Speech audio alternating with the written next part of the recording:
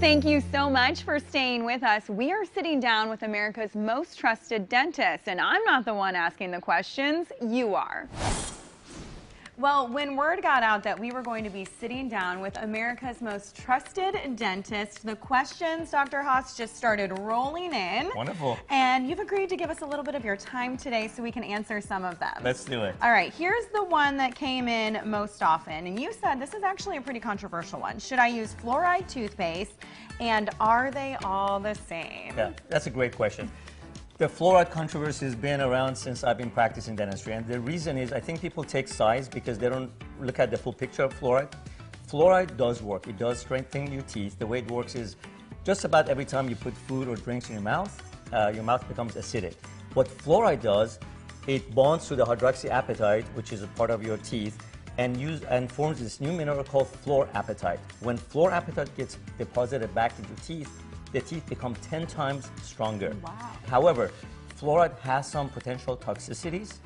That's why FDA forces all the toothpaste and mouthwashes that have fluoride in it to have a warning on it that says keep it away from children under 6, and if you swallow too much of it, you need to call the Poison Control Center. And that's why there's so much controversy around it. But so I would not recommend fluoride for a typical really young person, or if you have a low risk of cavity, or if you have a high risk of cavity, you have a soda habit, you eat a lot of candy, and you're older, then fluoride could be a good addition to your toothpaste and mouthwash. Okay, great. Oh my gosh, so fascinating already, and that's I only love the it. first question. Okay, the second question that came in blew me away. Is it true that the average American consumes over 150 pounds of sugar yearly, and is this a big deal if we all do it? Just think about it. That is true, by the way. Oh my God. We all, an average of 150 pounds. That's like it's like eating a whole person, right? 150 pounds. Disgusting. It's a lot of sugar. That's really amazing how much sugar is in every food almost that we eat.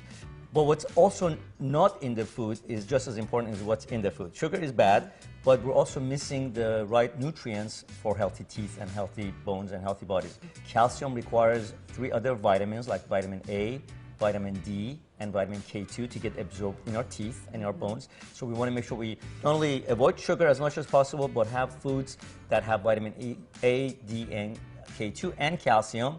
And if we don't get it, then we need to supplement it with supplements or oral care products that have these nutrients in them.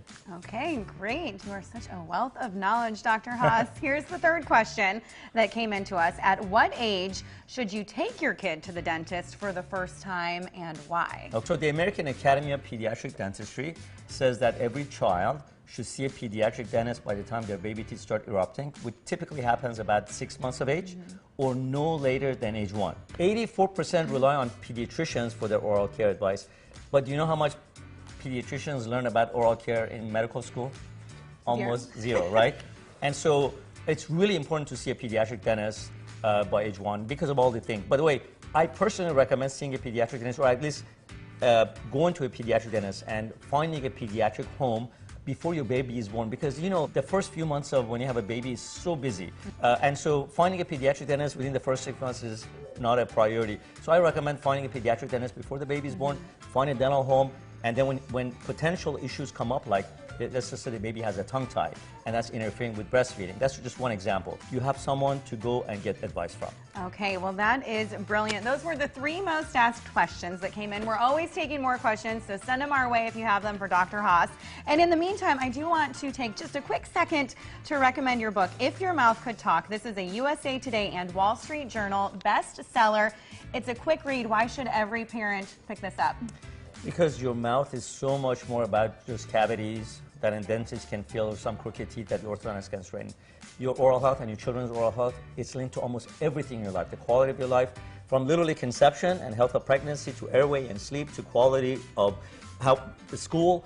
The #1 reason kids get bullied about is their teeth, their confidence and self-esteem, their mental health, and then as they get older, it's linked to almost every chronic disease, and because of that, longevity. And all of that, I go over it in detail in the book. All right, again, that book is called If Your Mouth Could Talk. I can't wait to sit down with you again. Well, thank I'm you. so Likewise. Fascinated. Thanks so much. Thank you so much.